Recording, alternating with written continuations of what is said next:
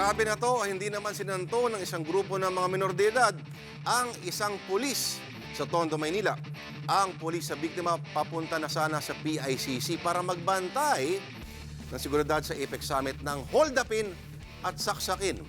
Nasa gitna ng aksyon si Jen Calimon.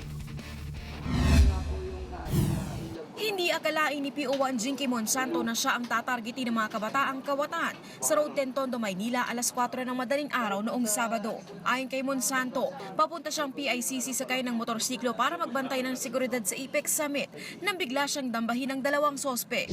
Tatlo sila. Yung dalawa yung trumabaho, yung isa, ayun yung naging lookout. Tapos nung time na yon sabi, hold up. Nung nakapkap niya na yung baril ko, kinuha ko na, tapos sumabay ng saksak. Nasaksak sa leeg si PO1 Monsanto.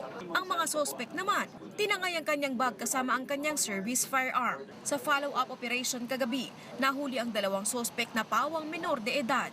Na-recover din sa kanila ang 6 na pakete ng shabu, sumpak, paltik, balisong at lubid na may bakal sa dulo. Sanay na rin sila. Sila na yung palaging nambibiktima dito sa Road 10.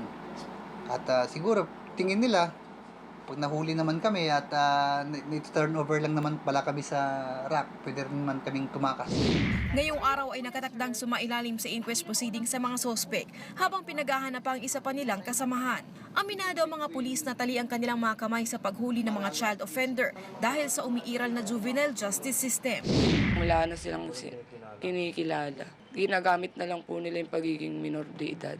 Pero desidido si PO1 Monsanto na kasuhan ng robbery hold-up at physical injury ang mga sospek. Umaaksyon. Jen Calimon, News 5. Be sure to come back. News 5 everywhere. Copyright 2015.